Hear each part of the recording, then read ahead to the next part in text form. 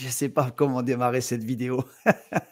Les amis, elle est tellement extraordinaire, cette vidéo.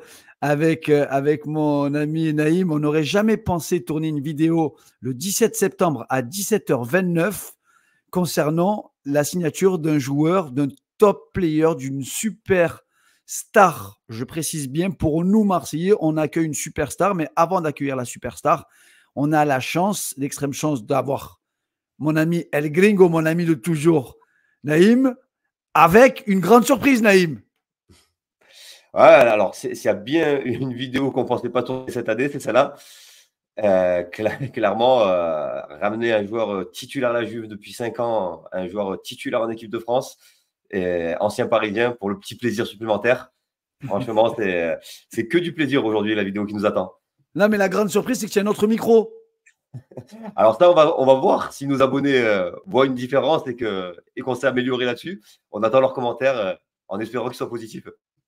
Et on a la chance d'accueillir Marco Di Vaio, le grand. Certains l'ont appelé Chiellini, notre spécialiste Serie A, mais surtout le plus grand amoureux de la Juve. Il aime autant la Juve que ce qu'on aime Marseille. Vrai ou pas? Oui, ça c'est sûr et certain. Marco, comment il va, mon ami? Ciao ragazzi, tout va bien, impeccable. Tout va bien, donc une heure et quelques, il y a la Champions League qui démarre pour la Juve. Exactement, on attend avec impatience. Et finalement, la Ligue des Champions sans un joueur, un certain Adrien Rabiot. Mais avant de se plonger sur Adrien Rabiot, j'ai envie de vous faire kiffer, les gars. J'ai envie de vous présenter quelque chose de tellement extraordinaire. Je ne sais pas si c'est la signature de Rabiot qui nous donne des ailes, mais on absorbe un somme tellement extraordinaire de certains médias parisiens. Et vous savez quoi, les gars? On va l'écouter. Parce que Marco, il faut que tu écoutes ça. C'est tellement extraordinaire. Je vais te laisser écouter parce que je veux que tu nous parles derrière de ce qui a été dit. Allez, c'est parti. Il baisse la moitié de son salaire. Et Rabiot, il a, pour moi, quand il quitte le PSG et qu'il va à la Juve, et ça correspond aux pires années de ce club. C'est un milieu de terrain qui, pour moi, a très peu de qualité, à part des qualités techniques. Qui, s'il réussit en Ligue 1, c'est parce que la Ligue 1 sera un championnat qui va peut-être le réussir en termes de rythme, mais qui ne met aucun rythme dans ses matchs. Que ce soit en équipe de France avec le style Deschamps ou à la Juve avec le style Allegri, qui est un style ultra défensif. Oh là là là, j'arrête là. J'arrête le carnage. J'arrête le carnage, Marco. À toi l'honneur. Tu viens d'écouter un éminent spécialiste français, journaliste, qui fait du buzz toute la journée, mais qui ne comprend rien au football. Ah là là, c'est à quoi que tu penses particulièrement quand il a parlé des pires années de la Juve? Pires années de la Juve, joueur, déjà, juste technique. Ouais. Tu vois, finalement, on parle d'un joueur, limite, il est en train de nous décrire un coiffeur de la Juve, même pas un joueur de l'équipe de France qui est champion du monde, qui est champion d'Italie. Ouais. Même pas. Comment tu réagis quand tu entends ça? Alors, comment je réagis? Alors, pour démarrer, moi, je t'avoue que Rabiot, cette année, je l'aurais bien voulu encore à la Juve. Malgré le recrutement que la Juve a fait, avec d'excellents milieux de terrain qui ont été achetés, s'il était resté, ça aurait été la petite cerise sur le gâteau. Moi, j'étais quand même tristouné de le voir partir, malgré ce que peuvent penser certains. Alors, que ça a été des années un peu difficiles des fois pour la Juve quand il était là, oui. Mais par contre, le joueur, il a fait des grosses saisons à la Juve quand même. Donc, clairement, l'avis de Riolo, il est bien gentil, mais moi, j'y crois pas trop. Il y a vraiment une chose qui nous choque, nous, quand la première fois qu'on l'a entendu avec Bilal, c'est vraiment il n'a que la technique, il n'a aucune qualité, parce que moi, jusqu'à présent, et c'est ce que tu vas nous dire, Marco, si on se trompe ou pas, moi, j'avais justement l'image inverse de Rabiot, c'est-à-dire que c'est un joueur qui avait énormément de qualité. Il est grand, il est costaud, il est rapide, il est adroit techniquement, il a plutôt une bonne vision du jeu. Donc, au contraire, je le vois plutôt comme un joueur très, très complet. Est-ce que c'est ça que tu as vu toi aussi à la Juve pendant toutes ces années? Tout à fait, tout à fait. C'est un joueur clairement complet, comme tu le décris. D'ailleurs, je ne suis pas persuadé, hein, tu disais que c'était un éminent avis. Je ne suis pas persuadé que la technique, ce soit sa qualité principale, justement, parce que ce n'est pas Cristiano Ronaldo, hein, Adrien Rabiot. Hein. Mais par contre, c'est un joueur très complet. Et elle est là, sa qualité principale. C'est que c'est un joueur qui est bon à peu près dans tous les domaines de ce qu'on lui demande de faire au poste où il évolue le plus souvent. Il est grand, il est bien bâti. On en parlait aussi tout à l'heure, c'est un joueur très constant parce que physiquement, il est solide. Il joue énormément de matchs, il se blesse très peu. Hein. On le voit. Ouais. Combien de matchs en Serie A avec la Juve surtout? On est plus de 200 matchs. Il en a joué plus de 200 matchs, 212. Donc, c'est un joueur qui a joué plus de 40 matchs par saison, toutes compétitions confondues. Donc, très, très peu blessé. Un joueur très dynamique, un joueur très bon de la tête, très solide au milieu de terrain, un grand récupérateur de ballon. Et moi, c'était une des qualités qui me faisait kiffer le plus chez Rabiot. C'était cette faculté incroyable à se projeter balle au pied et à créer le surnombre. Parce que les 2 dernières saisons, particulièrement qu'il a joué à la Juve, c'était le plus souvent la qualité qu'on mettait en valeur de lui, c'était celle-là. C'était le fait qu'il arrivait à créer du surnombre en partant balle au pied. Donc, c'est un joueur vraiment complet. Et comme je vous disais, moi je l'aurais bien gardé encore cette année, hein, sans aucun problème. Hein. Ah, Naïm, tu as coupé ton micro. Si tu coupes ton micro, Naïm, ton micro il est coupé. C'est intéressant que tu nous parles de ça, justement, de faculté à se projeter, parce que c'est ce qu'on avait vu avec Bilal. C'est ce qu'on avait vu en analysant les matchs. Bon, contrairement aux vidéos qu'on a pu faire précédemment sur d'autres joueurs moins connus, bon, là, vous allez apprendre moins de choses sur le joueur en lui-même, parce que Adrien Rabiot, quand même, c'est un joueur très, très connu de la plupart des observateurs, mais voilà, il a cette faculté vraiment à se projeter dès qu'il a le donné ballon. Il a toujours de la verticalité, que ce soit dans la course, dans la passe, mais souvent dans la course. Là, on voit, il propose immédiatement ce qui lui permet de faire. Et même Naïm, là, juste en faisant un arrêt, juste une pause, tu me diras si Marco aussi tu as cette même sensation, mais c'est un joueur qui recherche, les Anglais ils appellent ça le half space.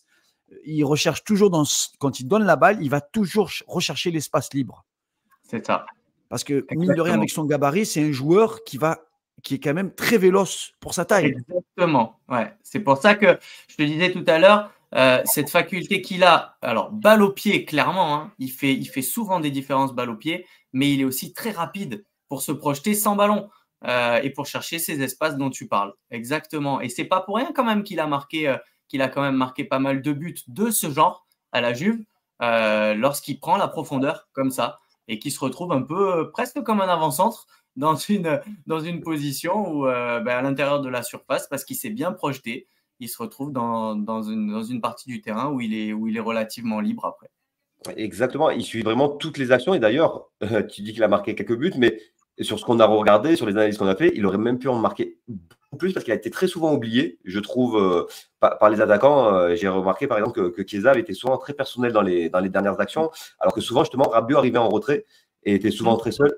Mais voilà, c'est vraiment là, il y a des actions qui construisent de très loin, il part, on le voit là, de 40 mètres de la cage adverse et toujours dans cet espace. Et c'est très important ce qu'a mis en évidence Bilal, l'effet de prendre l'espace libre, parce qu'on sait que le jeu de De Zerbi est basé énormément là-dessus, pour ne pas dire essentiellement, sur la création d'espace et l'utilisation de cet espace. Et donc là, on le voit bien avec Rabiot, avec en plus donc prise d'information rapide et qualité technique pour aller chercher un joueur qui est complètement à l'opposé, avec un centre parfait millimétré. Et là, sur la dernière vidéo, c'est un peu un concentré de tout ça. C'est vraiment la qualité technique, la vision du jeu, le sens de l'espace et donc la maîtrise de la passe pour donner vraiment un ballon à la perfection. En plus, Naïm, sur celle-là, face au Portugal, et j'ai même fait un zoom dessus, c'est qu'il est sur un appui. C'est-à-dire qu'il n'a même pas de recul, il a une telle force de frappe, il a quand même un missile dans le pied, sans élan. Ouais. Il trouvait une zone comme ça, sans élan, en passant par-dessus le défenseur. Enfin, pour jouer au ballon, vous savez la difficulté sans élan de mettre de la force. Ça veut dire que tu as un joueur vraiment, vraiment très, très complet à ce niveau-là. Exactement. Donc voilà, on a vraiment mis en évidence ça et donc ça va totalement à l'encontre de ce que nous expliquerait Riolo, clairement. Et au-delà de ça, il y a une deuxième chose qu'on n'a pas mis dans l'interview dans l'after, où Riolo expliquait qu'il n'avait aucun contact avec aucun autre club, qu'il est venu là par défaut. Il est venu là par défaut à la fin du mercato, ça c'est une réalité. parce qu'il n'avait pas trouvé avant, mais des contacts, il en a eu. On sait qu'avec le Milan, avec Manchester, avec même le Barça, c'était des contacts établis. Et même là, dans l'after, on avait le spécialiste espagnol qui nous expliquait que lui, si c'était eu recruteur, il aurait bien pris au Real de Madrid, dans la rotation, pas forcément pour être titulaire. Mais c'est pour situer le calibre du joueur qui est Adrien Rabiot, parce que on a l'impression que, encore une fois, c'est pas comme lorsque Greenwood a signé, au-delà de tous les problèmes de Greenwood, le joueur en lui-même, il n'était pas estimé à sa juste valeur, et je crois que c'est exactement ce qui se passe avec Rabiot. Là, on tient, je pense, un très, très gros joueur, et de toute façon, ces années à la Juve parlent pour lui. Marco, une question. Je te l'ai mis là, et il y a quelque chose que je voulais te montrer qui est pour moi très important. C'est la valeur du joueur. C'est-à-dire que c'est une énorme perte pour la Juve, quand je dis une énorme perte financière, parce qu'on parle d'un joueur qui était valorisé à un moment à plus de 50 millions d'euros, et jusqu'à quelques temps avec la Juve, c'était 40 millions d'euros en décembre, tu vois. La valeur du joueur, on était à 40 millions d'euros au mois de décembre. Et là, se retrouver fin de contrat, gratuit, quitter la Juve, et finalement, il devait signer au Milan. Non, Marco, c'était ça, il y avait le Milan qui était dessus. Alors, à un moment donné, il y a eu vraiment une énorme pression de Milan pour essayer de le recruter. Il avait l'air pas mal attiré aussi par Milan, d'après ce qui se disait en Italie. Finalement, ça s'est pas fait. Bon, vous le savez comme moi, hein, on en parle assez souvent dans les journaux pour le savoir. La maman de Rabiot joue un rôle très important. Pour être tout à fait honnête, je m'attendais à pire pendant les années à la Juve, parce qu'on en avait tellement entendu que finalement, je l'ai trouvé plutôt sage pendant les années où il a joué à la Juve. Donc, je pense que bien géré, ça reste un agent qui sait aussi bien se comporter. La vraie problématique, c'est que la Juve a vraiment essayé de le garder.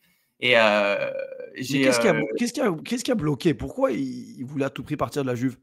Alors, c'est certainement une question de salaire à un moment donné qui s'est posée. C'est certainement une question de salaire. La Juve lui a reproposé le même salaire, mais étalé sur plus d'années. Donc, c'est ça qui a coincé à un moment donné. Lui, il aurait voulu vraiment signer au minimum un contrat de 2 ans, mais en gardant toujours le même salaire. Ce qui se disait en Italie, c'était que la Juve voulait l'étaler sur au moins 3 ans, hein, le même salaire. Donc, c'est ça qui a coincé à un moment donné. Parce que je pense que Rabiot aurait été plutôt emballé par le projet Juventus de cette année, d'autant qu'il connaît très bien Thiago Motta. Et Thiago Motta, je pense, l'aurait accueilli à bras ouverts. Mais pendant le mercato, cet été, il y a eu un moment où c'est qu'on a compris que Thiago Motta lui-même avait compris que la Juve allait pas aller plus loin. Parce que dans certaines conférences de presse, les journalistes ils étaient toujours très pointus sur la question Rabiot. Ils savaient qu'ils se connaissaient bien. Alors, voilà, vous savez comment ils sont les journalistes. Hein. Ils essaient toujours de titiller Thiago Motta sur Adrien Rabiot. Mais on a senti qu'au tout début, Thiago Motta, il est rentré un petit peu dans le jeu. Puis après, à un moment donné, on voyait par ses réponses qu'il avait compris que la Juve n'irait pas plus loin dans la proposition. Et qu'après, on l'a attendu, en fait. Hein. Mais c'est pour vous dire à quel point la Juve aurait quand même aimé le garder. Parce que moi, je vous dis ça par expérience, hein, pour l'avoir vécu de nombreuses fois avec de nombreux champions. Il y a d'énormes joueurs qui sont passés par la Juve et à qui la Juve n'a pas fait de cadeau. La Juve n'a pas fait jamais de cadeau. Grande institution. Grande institution. C'est le club avant les joueurs. Et il y a eu des grands joueurs qui sont passés par là que la Juve n'a pas attendu. Un joueur comme Dybala, par exemple, rien que pour vous citer lui ces dernières années, quand il a commencé à vouloir prétendre un peu trop, la Juve lui a dit non, c'est comme ça ou c'est pas autrement. Si ça ne te va pas, nous on te laisse partir, il n'y a pas de souci. Et Rabiot, moi j'ai trouvé même que la Juve est allée même des fois même au-delà. C'est-à-dire qu'ils l'ont vraiment attendu. Ils ont vraiment fait une vraie proposition à 7 millions d'euros quand même, qui c'était pas rien. Et ils lui ont vraiment gardé la proposition pendant plusieurs semaines. Au début, il devait donner sa réponse avant l'Euro. La Juve a attendu après l'Euro. Et même après l'Euro, ils ont attendu encore un petit peu pour prendre une décision définitive. Après l'Euro, à un moment donné, on a senti que c'était fini. Que la Juve avait tiré un trait. Et c'est là, à ce moment-là, qu'ils se sont orienté sur Khéphren Thuram. D'ailleurs, quand ils ont vraiment senti qu'il n'y avait plus rien à faire par rapport à Rabiot, c'est à ce moment-là qu'ils sont allés vraiment sur Khéphren Thuram de manière très, très précise et très déterminée. Voilà. Mais jusqu'au moment où la Juve n'a pas signé Thuram, la Juve était toujours en train d'essayer de garder Rabiot. Et s'ils avaient gardé Rabiot, ils ne seraient pas allés sur Thuram. Ouais, c'est ce qui rend ce transfert encore plus irréel, entre guillemets, c'est qu'il quitte la Juve pour des raisons financières, d'une certaine manière. C'est-à-dire, comme nous l'explique Marco, au même salaire, s'il n'avait pas eu de réduction de salaire, parce qu'au final, c'était une réduction de salaire, puisque c'était sur 3 ans au lieu de 2, il serait très certainement resté là-bas. S'il avait eu le salaire demandé à Barcelone ne pouvait pas le payer, mais à Manchester ou à Milan, très certainement qu'il serait là-bas. Et donc, il n'est pas allé dans les plus grands clubs pour une question de salaire, et finalement, il se retrouve à l'OM pour à peu près, j'imagine, la moitié de ce qu'il aurait touché dans ces clubs-là. Donc voilà, c'est ça encore qui rajoute de la magie à ce transfert incroyablement inattendu et qui fait vraiment penser que oui, là pour le coup, il est venu pour une vraie raison sportive, pour l'entraîneur, pour vivre cette ambiance-là, très certainement dans l'idée de faire une très grosse saison et de repartir l'an prochain dans un top club. Mais j'ai envie de dire, si c'est ça qui se passe, là, tout le monde sera gagnant. Et il a été accueilli comme une rockstar. Vraiment, on était présents, nous, à l'aéroport, et je peux vous dire que vraiment, il a été même choqué de l'accueil. Il y avait des fumigènes, il y avait des tifos, il y avait des tambours. Vraiment, on était dans un virage, hein, avec des familles, avec des enfants, avec des très jeunes. On sent qu'il se passe quelque chose à Marseille. Tu vois, Marco? Et on se dit, les médias essayent, les médias pro-parisiens, bien évidemment, je précise bien, essayent vraiment de minimiser, d'atténuer ce transfert qui, nous, on l'a, tu vois, on met même, on l'a appelé la surprise du chef. Ouais. Tu vois, c'est Benassia, Longoria, Madinitali, déjà, les deux, là, passé par la Juve, les deux, ils entretiennent une très bonne relation avec la Juve et ils veulent copier le modèle de la Juve. Avec ou sans réussite, dans leur tête, c'est l'institution est bien supérieure aux joueurs. Mehdi Benassia prend son téléphone et il se dit, on est le 15 septembre, enfin un peu avant, 10 jours avant, on est le 5 ou le 10 septembre, Adrien Rabiot, il n'a rien. Mais il va rester jusqu'en décembre sans rien, sachant que c'est un joueur en fin de contrat, il peut signer n'importe où, finalement, peu importe le marché. Et finalement, il le tente. Et même Rabiot, il est surpris de se dire, ouais, Benassia m'appelle pour l'OM. Il a dû dire avec sa mère, et pourquoi pas, tiens. Parce que ça va un peu avec le caractère du personnage, tu vois. C'est un mec un peu atypique quand même comme joueur. Il n'a pas la langue dans sa poche. Hein. D'autant que je ne sais pas si on en parlait avec Naïm, hein, mais je ne sais pas si vous vous êtes fait la même réflexion. Il y a quand même chronologiquement quelque chose de vraiment bizarre qui s'est passé. Je ne sais pas si vous avez vu la dernière conférence de presse de Thiago Motta juste avant le match contre l'Empoli. Il s'est passé un truc vraiment ahurissant que moi j'ai suivi chez tous les youtubeurs plus connus de la Juve cette semaine. Conférence de presse de Thiago Motta, il y a un des plus grands journalistes italiens qui pose la question à Thiago Motta, donc c'était vendredi, est-ce qu'il y aurait encore un espoir que Rabiot puisse revenir à la Juve? Puisque finalement, il n'a toujours pas de contrat, est-ce que finalement il serait capable de revenir en arrière sur sa décision et de dire puisque finalement la Juve m'a proposé un contrat sympa, pourquoi je ne reviendrai pas? Thiago Motta était relativement catégorique en disant que voilà, la décision avait été prise. Et le lendemain, la mère de Rabiot, le samedi, elle a répliqué justement à ce qui s'est passé en conférence de presse en disant « Mon fils, il ira dans un club qui joue la Ligue des Champions ». Donc, moi j'avoue, c'est pour ça que l'enchaînement de situations a été très bizarre. Et c'est là où je te rejoins, Bilal, parce que finalement, je pense que ça vient vraiment de lui. C'est-à-dire qu'à un moment donné, il a dû se dire si, maman, pourquoi pas? Finalement, l'OM, c'est sympa. Même s'il n'y a pas la Ligue des Champions, c'est pas grave. Et c'est là, comme vous dites, que ça rend le truc encore un peu plus magique. Parce que finalement, c'est quelqu'un qui n'est pas un Marseillais dans l'âme et qui en fait choisit l'OM comme si c'était une raison de cœur, quoi. Donc, c'est là que ça rend vraiment beau aussi, ce transfert. Ouais, il y a vraiment beaucoup d'histoires autour de ce transfert. Alors du coup, pareil, pour est-ce qu'il est marqué dans l'âme ou pas, il y avait eu un article sur SoFoot il y a des années qui disait qu'il était supporter de l'OM étant jeune. Et surtout, il y a l'affaire Benasser. Donc, fin de mercato de l'OM tente dans le dernier jour de faire Benasser. mais doit vendre Verretou pour se délester d'un gros salaire pour pouvoir le faire. Ça ne se fait pas. Pendant ce temps, il se dit, c'est ce qui est sorti aujourd'hui, que Milan attendait de vendre Bennacer pour prendre Rabiot. Pour se délaisser du salaire de Bennacer pour prendre Rabiot. Verretou ne part pas, donc ça ne se fait pas. Et donc, après Mercato, on a Verretou qui part à Lyon, qui libère la masse salariale et qui permet de faire venir Rabiot. Donc, c'est vraiment incroyable. Il y avait vraiment une quantité de possibilités pour que ce transfert ne se fasse pas, pour que Rabiot finisse ailleurs qu'à l'Olympique de Marseille. Mais finalement, c'est le duo Longoria-Bennacer qui remporte le gros lot, j'ai l'impression. Et donc maintenant, on a vu qu'il y avait beaucoup de choses positives, clairement, autour du joueur. La question qu'on veut aussi te poser, Marco, c'est au niveau de la pression. On sait que la Juve, c'est quand même un club qui a énormément de pression, mais est-ce que c'est plus qu'à Marseille? On ne sait pas, parce qu'il y a moins de moyens en comparaison à Marseille et tout autant de pression.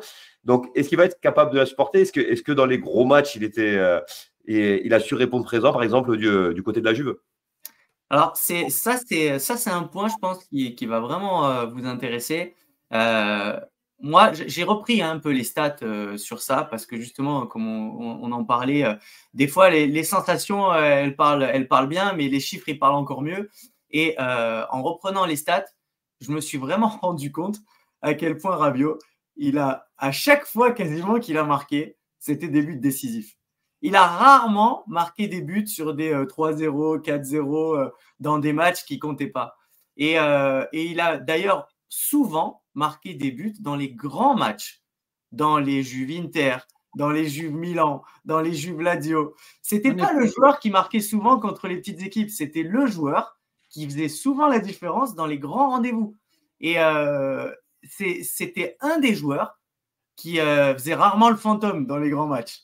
Il était là, il était toujours là, en général, dans les grandes confrontations, et bien en vue. Donc, c'est un de ses points forts, le fait de résister à la pression et le fait de savoir aussi jouer les matchs quand il est à l'extérieur, dans des stades où il est sifflé. Voilà, c'est un joueur qui a aussi un mental pour affronter ce genre de gros matchs.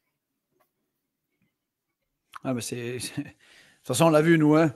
Même on l'avait en équipe de France, tu vois. Il y a de la personnalité dans le joueur. C'est quand l'équipe de France, ça n'allait pas bien, le seul joueur qui a essayé de surnager un petit peu en voyant, on se dit, punaise, Rabiot, Tchouaméni, à la Coupe du Monde, de suite, on était tous...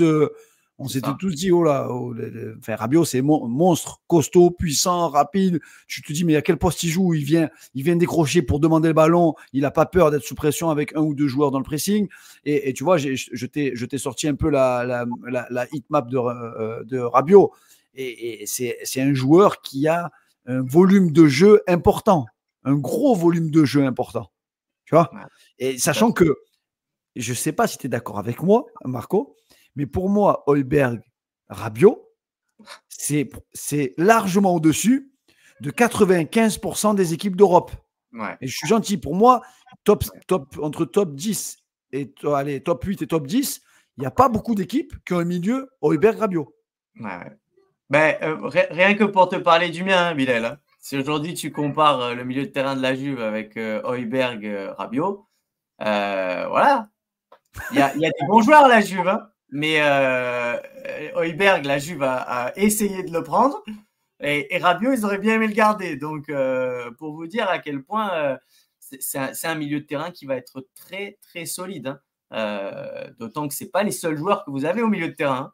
Donc, ça sera certainement, je pense, hein, vous avez plus l'expérience que moi de l'OM, mais ça sera certainement le milieu de terrain titulaire. Mais derrière, il y a encore quelques bons joueurs aussi. Donc, ouais, ça sera du solide, même au niveau européen, quand l'OM pourra de nouveau s'y frotter. Hein. Et Naïm, avec Naïm, on voulait aussi voir avec toi, parce que nous, on a le Rabiot d'équipe de France. C'est-à-dire que Naïm, moi, on regarde l'équipe de France, un peu moins que la Juve, si ce n'est la Juve en Coupe d'Europe. Et on voulait voir quelque chose, Naïm, notamment sur la partie positionnement. Oui. Oui, il y a en fait qu'il était un joueur plus que polyvalent. Et avec Bilal, on a remarqué que même pendant un match, on l'a retrouvé quasiment dans la position qu'occupe actuellement Merlin, c'est-à-dire arrière gauche, mais amené à rentrer dans l'intérieur du jeu. Et du coup, on se posait la question du côté de la Juve, au niveau du positionnement. Est-ce qu'il a beaucoup évolué? Il a souvent joué quand même au poste de milieu relayeur qui semble être celui le plus qualifié pour lui au vu de ses qualités. Parce qu'on s'est rendu compte qu'il était vraiment très, très polyvalent et qu'il avait joué déjà à énormément de postes avec plus ou moins de succès. On se souvient d'un match en équipe de France où sur l'aile, c'était pas forcément l'idéal. Mais du côté de la Juve, ça s'est passé comment en termes de positionnement? Alors, ce qui est très, très intéressant, c'est que surtout dans les 2 dernières années, c'était vraiment devenu un joueur capital pour le jeu d'Allegri et c'était devenu un peu l'homme à tout faire d'Allegri. C'est-à-dire qu'Allegri pouvait le mettre n'importe où, Adrien Rabiot, et il était sûr du rendement. C'est-à-dire que ça pouvait être un joueur qui rendait toujours au maximum, peu importe le poste. Alors, le poste où il a joué le plus souvent, effectivement, c'est quand même le poste de milieu relayeur. La Juve, les dernières années d'Allegri, a quasiment toujours évolué en 3-5-2. Donc, sur les 5 milieux de terrain, évidemment, il y a les 2 ailiers. Très rarement, il a été positionné en tant qu'ailier gauche. Ça lui est arrivé, hein, mais très rarement. Et même quand il était là, il a fait des bons matchs. Il a toujours fait son match. Sinon, la plupart du temps, il a joué dans les 3 du milieu de terrain, plutôt celui de gauche. De temps en temps, quand vraiment il y avait besoin, ça arrivait qu'il jouait dans l'axe, le vrai milieu défensif. Mais c'est pas le meilleur poste auquel on retrouve Rabiot parce que sa faculté à se projeter serait un peu étouffée par ce poste-là. Donc, sur les côtés, que ce soit à droite ou à gauche, dans les 3 du milieu de terrain, bah, c'est clairement le poste où il évoluerait le mieux.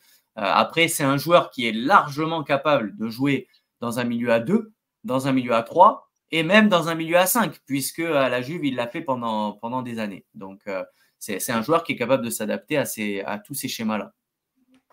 Oui, on l'a vu, Naïm, nous, en équipe de France, Rabiot, il a joué dans un 4-2-3-1 et il a joué le rôle d'ailier gauche dans le 4-2-3-1, tu vois. Il a joué aussi dans le 3-5-2 de Deschamps, notamment le match contre la Suisse, où il s'est même illustré pendant ce match-là, malheureusement, une défaite d'équipe de France.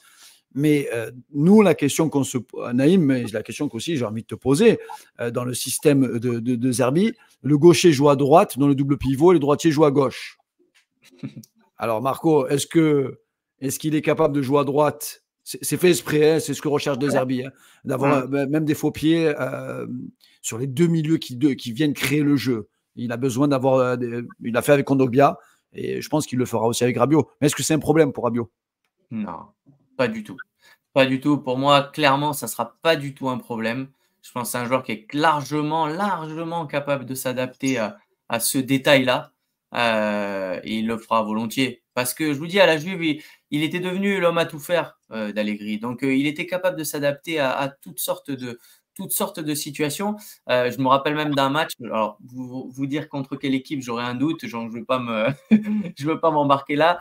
Mais je me rappelle même d'un match où Allegri l'avait mis dans la dernière demi-heure arrière latéral. Donc, à un poste où, bah, voilà, on ne l'a jamais vu évoluer. Et il s'y était adapté sans aucun problème. Capacité technique, capacité physique et mentale, il est capable de s'adapter sans problème. Moi, je pense pas m'avancer trop en vous disant que c'est un joueur qui aura aucun souci à s'adapter au schéma de jeu de Zerbi. Ouais, surtout qu'il a cette verticalité dans la passe et cette vision du jeu qui lui permet de trouver des solutions. Donc, en étant côté droit, en rentrant dans le cœur du jeu pour trouver cette verticalité. Et il a une très grosse frappe de balle. Vraiment, on a mis en évidence certaines situations. Donc, s'il est côté droit et qu'il est amené à rentrer sur son pied gauche, on a vu qu'il était capable d'envoyer vraiment des très, très grosses frappes. Ça, c'est le but dont tu avais beaucoup parlé, Marco. Incroyable. Contre Milan, à la suite d'une très belle chevauchée.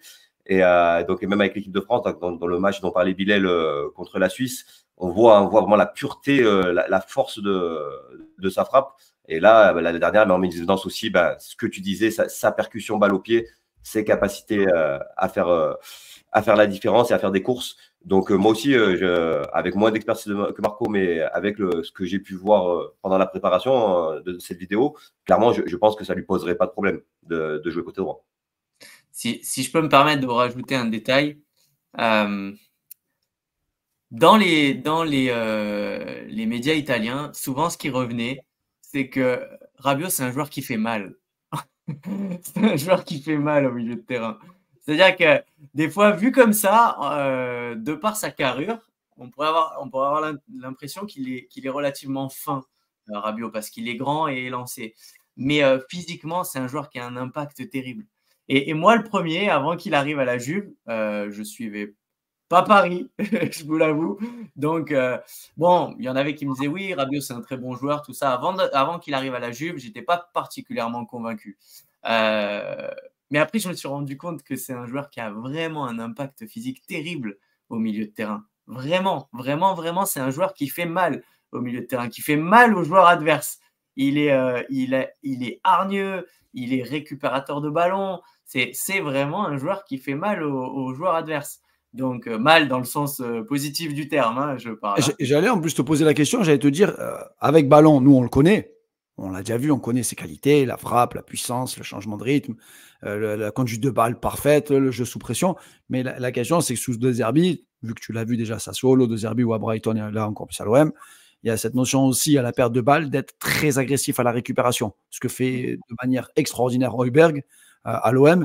Parce qu'on se dit, si on a Højbjerg, mais de l'autre côté, bah en fait, on a verrouillé. Hein. Vous ne passez plus, les gars. C'est fini, la porte elle est fermée. Et remettez votre bus derrière et c'est terminé. Clairement, clairement. Et c'est une des choses qui m'avait impressionné hein, quand il jouait à la Juve. D'autant que, tu vois, moi, je rebondis sur ce qu'on a vu au tout début. Les années difficiles de la Juve, surtout les 2 dernières. Et particulièrement l'avant-dernière, où c'est qu'il y a eu toutes les histoires avec les problèmes de transfert, les pénalisations, tout ça. Franchement, Rabiot, il a vraiment porté l'équipe à ce moment-là. Il a vraiment porté l'équipe à ce moment-là. Il avait fait un gros travail. C'est même à un moment donné, on lui a confié même le brassard de capitaine.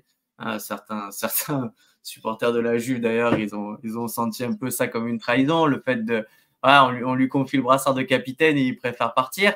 Mais c'est pour vous dire à quel point il était vraiment en train de prendre pleinement sa place dans l'effectif de la Juve et que voilà, il avait réussi vraiment à prendre le jeu à son compte dans cette équipe-là. Et même dans les moments très difficiles, lui, il sortait du lot. Donc, je pense que dans une équipe renouvelée, avec un enthousiasme réel, comme celui qu'on a en ce moment à Marseille, et en plus, bien entouré par d'autres grands joueurs, je pense que c'est un joueur qui peut que briller. Enfin, moi, je vous avoue, hein, moi, je suis vraiment à fond, je vous soutiens, supporter marseillais à fond, parce que pour moi, il peut que briller. Je serais le premier surpris si Rabiot, c'était un flop à Marseille. Hein. Honnêtement, ça me semble très, très difficile que ça arrive. Hein. Écoutez, ça c'est. Il y avait un dernier point que Naïm. Il y a un point qui est intéressant que personne ne parle, Naïm. Et je sais ton côté très tatillon et c'est ce qu'aiment nos abonnés. Il y a un point sur lequel tu es revenu. Ça englobe un peu tout ce que vient de dire Marco quand même, hein, Naïm. Hein, ça englobe ce que vient de dire Marco sur les qualités intrinsèques du joueur. Mais c'est rare d'avoir ce gabarit-là, d'avoir cette puissance, cette vitesse-là, cette qualité aussi technique. Ce n'est pas des grands dribbleurs, voilà, ce n'est pas du Cristiano, enfin, voilà, ce n'est pas du Ronaldinho ni rien, mais c'est très très propre comme Højbjerg, c'est très fin techniquement et ça touche le ballon et ça rarement ses prises de balles. Mais il a quelque chose d'autre aussi qui est intéressant et dont on va avoir bien besoin en Ligue 1 cette saison. Oui, clairement, face au bloc regroupé qu'on connaît et qui nous attendent quasiment tous les week-ends, eh ben, c'est son jeu de tête. Alors oui, il est grand, mais c'est assez impressionnant sur tout ce qu'on a observé, le nombre de buts qu'il a marqué ou de ballons tout simplement qu'il a pris de la tête. Hein. Là, voilà, il ne marque pas sur cette action-là, mais le coup de tête, il est incroyable. Et là, pareil, ce n'est pas un but, c'est une passe décisive de la tête pour Milik, dans un match en plus, je crois, où il y a eu 1-0, où ça a débloqué la situation. Donc, vraiment, il a été très, très impressionnant. Et en plus, souvent, face à des gros gabarits, des très gros gabarits, des joueurs qui sont même plus grands que lui. Et vraiment, il a une capacité dans le domaine aérien qui est impressionnante. Et oui, clairement, comme dit Bilal, on a compris, et on l'avait dit dans la présentation du match d'avant-match de Nice, que même les équipes les plus ambitieuses de Ligue 1, elles ont peur, en particulier, je pense, à cause du match de Brest, elles ont peur de se faire punir en se livrant contre l'OM, donc elles vont toutes se mettre bloc bas. Et face à un bloc bas, une des solutions, c'est souvent les coups de pied arrêtés et le domaine aérien. Et on a l'impression que là, on a vraiment une énorme plus-value en plus. Ah, clairement. Moi, je suis d'accord à 100% avec toi. On en parlait même en se préparant. C'est très, très intéressant parce que voilà, les stats aussi à ce niveau-là, elles sont excellentes. Il a marqué énormément de buts de la tête et il a débloqué souvent des situations en marquant de la tête contre des équipes qui avaient un bloc bas. Donc, je pense que ça sera quelque chose de très, très utile pour vous aussi. Alors, évidemment, le jeu de tête, il est utile pour la finition, mais il est utile énormément aussi pour ce qu'on disait tout à l'heure sur l'impact au milieu de terrain. Parce que c'est un joueur qui joue énormément de déviations, qui récupère énormément de ballons de la tête sur les dégagements des gardiens. Donc, voilà, là aussi, c'est un joueur qui fait très mal. Parce que quand vous avez un joueur qui quasiment sur tous les dégagements du gardien adverse ou le vôtre est capable de dévier le ballon de la tête, voilà, c'est un énorme point fort aussi. Hein. Et alors, je sais déjà que nous, on s'enflamme, parce que moi, je dis que c'est probablement ce qui s'est fait de mieux à l'OM des 30 dernières années et de très, très loin, Højbjerg, Rabiot. C'est quoi le point noir de Rabiot, hormis contractuel et salarial sur le terrain? Si tu devais lui espérer de progresser dans un domaine, dans quel domaine?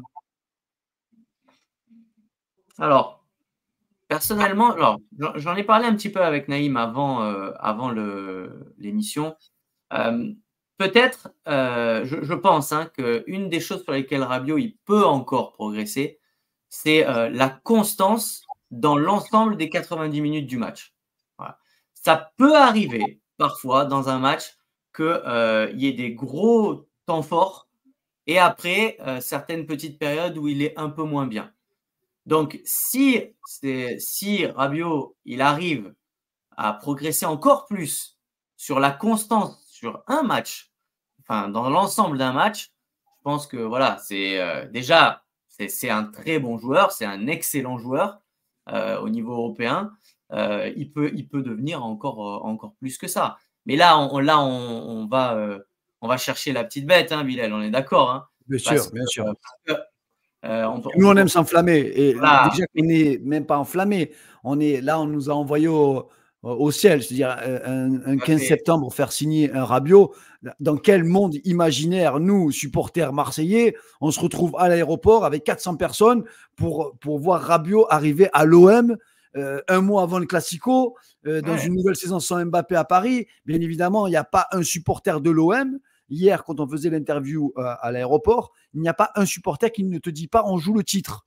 Ouais, mais c'est pas on va essayer. Non. J'ai même posé la question. Vous signez si l'OM finit deuxième maintenant?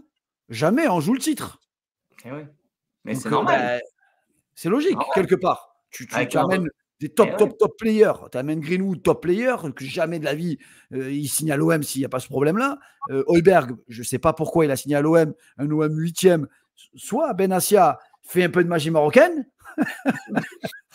ça, il a une baguette magique, ou soit c'est Benassia et Longoria, ils arrivent à hypnotiser les gars. Et tu prends Rabiot de la Juve gratuit. Je ne sais pas si on se rend compte de la folie et de la dinguerie de l'histoire. Bien sûr. C'est vrai que nous, supporters, si maintenant Naïm ne s'enflamme pas, excuse-moi, en plus, Naïm, c'est quoi, j'ai voulu vous le mettre à l'image, juste pour le plaisir. En plus, il y a ça. Et ça, c'est un kiff pour moi, tu vois, de voir un Gabi Heinze, un Lorixana et maintenant un Adrien Rabiot, mais le plaisir, il est décuplé, tu vois. C'est comme toi, Marc, quand tu prends un mec du Milan, formé au Milan, et que tu as déjà pris des joueurs, bon, ça se fait beaucoup en plus en Italie, les Jeux Milan. Bien sûr. Mais nous, le seum parisien, il est exceptionnel parce que Naïm, on vit dans l'ombre de Paris. On ne peut pas prendre un joueur parisien aujourd'hui. Il n'y a aucun des 11 joueurs de Paris qui peut signer à l'OM à l'instant T. Oui, c'est ça la grosse anomalie et ça la grosse différence avec les années précédentes, avec une époque comme Heinze, justement, où on était proches, les deux clubs au classement. Alors, on a fait des plus mauvaises saisons qu'eux ou inversement, par-ci par-là, mais globalement, on a toujours été deux clubs qui se valaient depuis la fin des années 90. Et là, c'est le gros changement. Ça n'existe plus. Un titulaire de Paris qui vient à Marseille, c'est pas possible. Et donc là, Rabiot, plus né en région parisienne, enfin, qui est parti de là-bas avec perte et fracas, où ça s'est très mal fini, il faut se rappeler, hein, et qu'il avait été mis, pareil, dans un loft, il avait dû être défendu par le syndicat des joueurs, etc. Enfin, c'était très, très, très mal fini. Donc, c'est clair, c'est que du positif. En fait, le meilleur résumé de cette vidéo, et qui boucle avec le début, avec Riolo qui disait qu'il n'avait pas de qualité, ben, c'est le temps qu'a pris Marco pour essayer de lui trouver un mot qui montre à quel point ce joueur a des qualités. C'est juste incroyable. Bon, bien sûr qu'on a envie de s'enflammer, bien sûr qu'on a envie de dire qu'on joue le titre, mais on le sait, le foot, c'est pas juste accumuler les très bons joueurs et ça prend immédiatement. On a de la chance de faire un très bon début de saison parce qu'on a des bons joueurs, parce qu'on a un bon coach. On va voir où ça nous mène. Après, ce qui est certain, ben, c'est que l'effectif qu'on a là, le 11 qu'on a là et le banc qu'on a là, à l'heure actuelle, hein, parce que maintenant, ça veut dire qu'il va y avoir en plus un comme Kondogbia qui va se diriger sur le banc. Ben, ça rend optimiste et écoute, je crois qu'on ne pouvait pas rêver mieux pour conclure les vidéos mercato que celles qu'on vient de faire aujourd'hui. Et ce que je vous souhaite, c'est que surtout, ils puissent s'adapter le plus rapidement possible au schéma tactique marseillais, à l'état d'esprit marseillais. Il a l'air d'avoir pris une grosse claque dans la tête hier en arrivant à Marseille. Donc, à mon avis, les émotions vont être très fortes les premières fois où il va jouer au Vélodrome avec le maillot marseillais. Mais voilà, espérons aussi, parce que c'est vrai que c'est un détail, hein, mais peut-être que la préparation physique, elle a été un petit peu différente, forcément, hein, du fait qu'il s'est retrouvé dans une situation un peu bizarre ces dernières semaines. Donc voilà, est-ce qu'il va être prêt tout de suite pour jouer des gros matchs, des matchs importants? Est-ce qu'il va lui falloir un petit temps d'adaptation, une petite remise à niveau physique? Mais peu importe. Voilà, peu importe. Ce qui est sûr, c'est que pour moi, vous avez décroché un grand joueur. Voilà, moi, j'en suis persuadé. Pour l'avoir vu évoluer pendant des années sous le maillot de la Juve, j'en suis persuadé, vraiment. Eh bien, sur ces belles paroles, Marco, Naïm, j'ai pas envie de vous quitter, mais parce que j'ai tellement hâte d'être à dimanche face à Lyon. J'ai tellement hâte d'être à la conférence de presse des Zerbi parce que la direction de l'OM a fait quelque chose qui sort de l'ordinaire. Donc maintenant, je ne vais pas dire qu'il y a la pression sur des Zerbi. Loin de là, on est sur un projet sur 3 ans, certes, mais ils lui ont ramené ce qu'ils n'auraient pas pu ramener même dans 2 ans ou dans 3 ans. Donc là, il faut prendre conscience, nous, supporters marseillais, nous, médias, etc., on s'enflamme, certes, mais on s'enflamme pourquoi? Parce qu'on suit le football et on sait ce qu'on vient de recruter, on regarde les matchs. Alors, comme il dit Naïm, ce n'est pas parce qu'on empile des noms que ça peut marcher, mais pour moi, dans des clubs comme l'OM, l'entraîneur doit être le meilleur joueur. Voilà. Si ton entraîneur, c'est ton meilleur joueur, la saison, dans 98% des cas, elle se passe bien. Si tu es dépendant d'un joueur, compliqué. Tu n'as pas assez de moyens et d'effectifs pour aller plus loin. Mais en tout cas, ramener deux Zerbi, Højbjerg, Greenwood, et maintenant nous ramener Rabiot, bah les gars, j'ai envie de dire, si là, on n'est pas ambitieux, on ne supporte pas l'Olympique de Marseille. Et comme a dit Marco, le Vélodrome va être en folie face à Angers le prochain match au Vélodrome. Et on y sera avec Naïm. Et normalement, il ne devrait plus avoir de transfert. Ça y est, c'est terminé le mercato. Normalement. Normalement, on ne sait jamais. On sait jamais, hein. Y en a qui nous ont même posé une question, Naïm, qui est incroyable. Est-ce que Bennacer peut venir cet hiver? J'ai dit, il n'y a que des supporters algériens pour me poser cette question. Comment Bennacer on a pris Rabiot? C'est grâce à la blessure de. Je ne vais pas dire grâce à la blessure, grâce au départ de Verretou qu'on prend Rabiot. Parce que Bennacer, ça aurait été aussi magnifique de l'avoir, mais il a trop de pépins physiques. Et il s'est blessé aussi. Donc, il s'est blessé. Donc là, les gars, j'ai envie de vous dire Forza Marsiglia, Forza Juve pour ce soir contre le PSV Eindhoven. On espère que ça va rouler. Et moi, j'aime beaucoup Thiago Motta. Je déteste en tant que joueur, mais c'est un super coach. Et je pense qu'il y a un très beau projet aussi à la Juve qui est en train de se monter. Et Naïm, mais nous, on se retrouve très, très rapidement pour l'avant-match face à Lyon. Exactement. Eh bien, écoutez, bonne soirée à tous. Merci Marco. Et on se retrouve à très, très bientôt. Merci pour votre accueil. Merci à tous. Ciao.